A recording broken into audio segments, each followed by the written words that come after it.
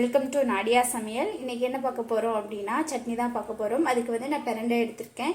இந்த பிரண்டையோட மருத்துவ பயன்கள் தெரிஞ்சுக்கிட்டோம் அப்படின்னா கண்டிப்பாக வாரத்தில் ஒரு நாளாவது சாப்பிடாம இருக்க மாட்டீங்க. ஏன்னா அவ்வளோ நல்லது, நல்ல பசி எடுக்கும். இதுக்கு சாப்பிட்டோம் அப்படின்னா குழந்தைங்களுக்கு கொடுக்குறது ரொம்ப ரொம்ப நல்லது. கண்டிப்பாக வாரத்தில் ஒரு முறையாவது குழந்தைங்களுக்கு இதை கொடுங்க. இது சட்னி எப்படி செய்யலாங்கிறத பார்க்கலாமாங்க. தாச்சியில் நான் ஒரு கரண்டி நல்லெண்ணெய் சேர்த்துருக்கேன். இதில் வந்து நம்ம பிரண்டையை வதக்கி எடுத்துடலாம்.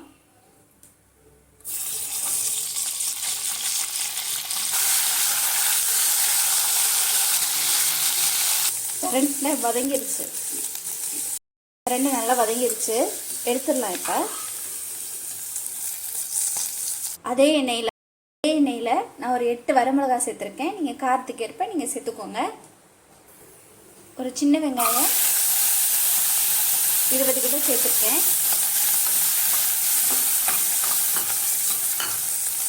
பூண்டு பல் 5 சேர்த்துக்கிறேன். பிரண்டை வந்து ஆக்சுவலி லைட்டாக அரிக்கிற மாதிரி இருக்கும். அதுக்காண்டி நம்ம புளிப்புத்தன்மை இருக்கணும். அதுக்காண்டி ஒரு தக்காளி கட் பண்ணி வச்சுருக்கேன். இதோட அள்ளித்தலை சேர்த்துக்கிறேன். கருவேப்பிலை ஒரு கைக்கிட்ட போட்டுக்கோங்க. தேவையான உப்பு சேர்த்துக்கலாம். நல்லா வதக்கிக்கோங்க. இதோட நம்ம வதக்கி வச்ச பிரண்டையை சேர்த்துக்கலாம்.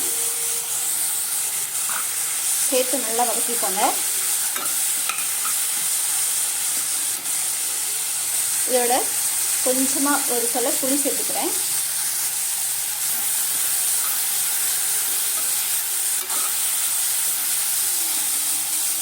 எல்லாத்தையும் நல்லா வதக்கியாச்சு. ஸ்டவ் ஆஃப் பண்ணிடலாம். ஆறுனதுக்கப்புறம் அரைச்சி எடுத்துடலாம். சட்னி நல்லா ஆறிடுச்சு. இப்போ அரைச்சி எடுத்துடலாம். நம்மளோட பிரண்டை சட்னி சூப்பராக தயாராகிடுச்சு. ரொம்ப ரொம்ப டேஸ்டியாகவும் அதே சமயத்தில் ரொம்ப அடுத்து என்ன சட்னி செய்ய போகிறோம் அப்படின்னா வல்லாரைக்கீரையை வச்சு நம்ம சட்னி எப்படி செய்யலாங்கிறத பார்க்கலாமாங்க. நான் அதுக்கு 2 ஸ்பூன் நல்லெண்ணெய் சேர்த்துருக்கேன். நல்லெண்ணெய் நல்லா காஞ்சிருச்சு. இதில் 1 ஸ்பூன் கருப்பு உளுந்து சேர்த்துக்கிறேன். கடலை பருப்பு 1 ஸ்பூன், நிலக்கடலை 1 ஸ்பூன், பட்டை மிளகாய் 7 சேர்த்துக்கிறேன். நீங்கள் காரத்துக்கு ஏற்ப சேர்த்துக்கோங்க. நல்லா வதக்கிக்கோங்க.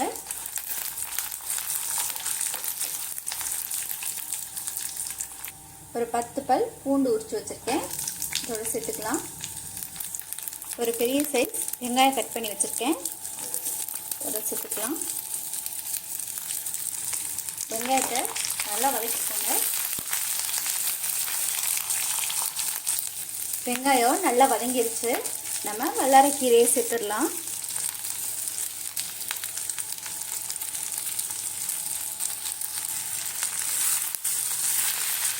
கீரையும் சேர்த்து நல்லா வதக்கிக்கோங்க.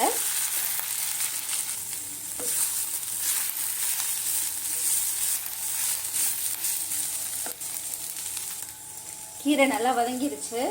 நான் ஒரு தக்காளி கட் பண்ணி வச்சுருக்கேன். அதை சேர்த்துக்கலாம்.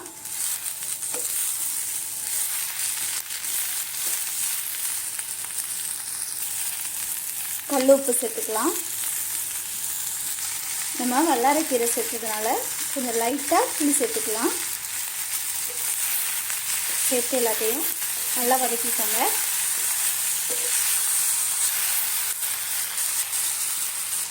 தக்காளி கீரை எல்லாம் நல்லா வதங்கிருச்சு. ஆறுனதுக்கப்புறம் அரைச்சி எடுத்துடலாம். ஆறுனதுக்கப்புறம் நம்மளோட வல்லாரை சட்னியை அரைச்சி எடுத்தாச்சு. சூப்பராக இருக்குது. கண்டிப்பாக இதே மாதிரி நீங்கள் ட்ரை பண்ணி பாருங்கள். அதுக்கு உங்களுக்கு தேவையான சுரக்காய் கட் பண்ணி எடுத்துக்கோங்க. தாச்சியில் நான் 2 ஸ்பூன் நல்லெண்ணெய் விட்டுருக்கேன். எண்ணெய் நல்லா காஞ்சிருச்சு. இதில் 1 ஸ்பூன் கருப்பு உளுந்து சேர்த்துக்கிறேன். 1 ஸ்பூன் கடலைப்பருப்பு சேர்த்துக்கிறேன். ஒரு 6 வரமிளகாய் சேர்த்துக்கிறேன். ஒரு பெரிய வெங்காயம் சேர்த்துக்கிறேன்.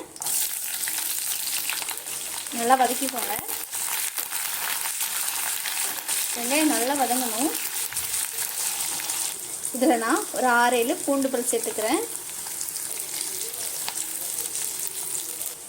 ஒரு தக்காளியில் பாதி கட் பண்ணி வச்சுருக்கேன், சேர்த்துக்கிறேன்.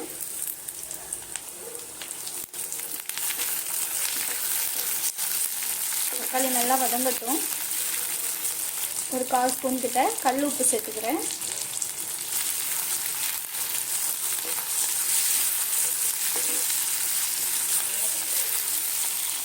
இதில் நம்ம கட் பண்ணி வச்சுருந்தா சுரக்காவை சேர்த்துடலாம். அதையும் சேர்த்து நல்லா வதக்கிக்கோங்க.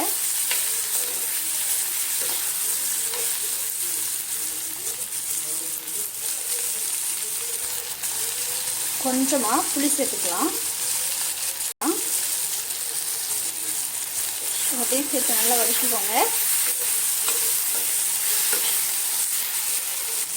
நல்லா வதங்கிருச்சு. ஸ்டவ் ஆஃப் பண்ணிக்கலாம். ஆறினதுக்கப்புறம் அரைச்சி எடுத்துக்கலாம்.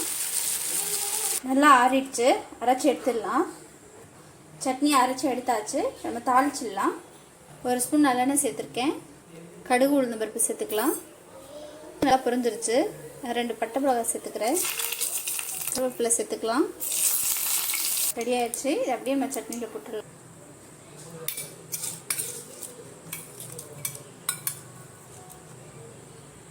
நம்மளோட சொரக்காய் சட்னி சூப்பராக ரெடி ஆயிடுச்சு. ரொம்ப ரொம்ப டேஸ்டியாக இருக்கும். குழந்தைங்கள்லாம் சொரக்காயை கொடுத்தோம் அப்படின்னா சாப்பிடவே மாட்டாங்க. இது மாதிரி நம்ம சட்னியெல்லாம் பண்ணி கொடுத்தோம் அப்படின்னா நம்ம சொரக்காயில் தான் செஞ்சுருக்கோம் அப்படிங்கிறது தெரியவே தெரியாது. ரொம்ப ரொம்ப டேஸ்டியாக இருக்கும். கண்டிப்பாக இருக்கும். அதுக்கு நான் ஒரு பீர்க்கங்காயில் பாதி கட் பண்ணி வச்சுருக்கேன். இது போதும் நம்மளுக்கு சட்னிக்கு. இப்போ எப்படி செய்யலாங்கிறத பார்க்கலாமாங்க. நான் 2 ஸ்பூன் எண்ணெய் ஊற்றிருக்கேன், நல்லெண்ணெய். சின்ன ஸ்பூனால் 1 ஸ்பூன் கருப்பு உளுந்து, 1 ஸ்பூன் கடலைப்பருப்பு, காய்ந்த மிளகாய் 6 சேர்த்துக்கிறேன். ஒரு பெரிய வெங்காயம் கட் பண்ணி வச்சுருக்கேன், அதையும் சேர்த்துக்கிறேன்.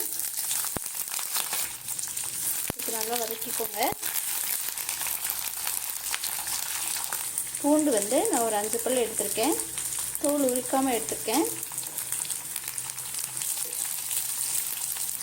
ஒரு தக்காளியில் பாதி சைஸ்னு கட் பண்ணி எடுத்திருக்கேன்.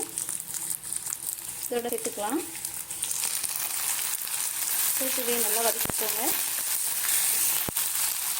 இதோட கொஞ்சமாக மல்லித்தலை சேர்த்துக்கிறேன். கருவேப்பிலை கொஞ்சம் சேர்த்து நல்லா வதக்கிக்கோங்க.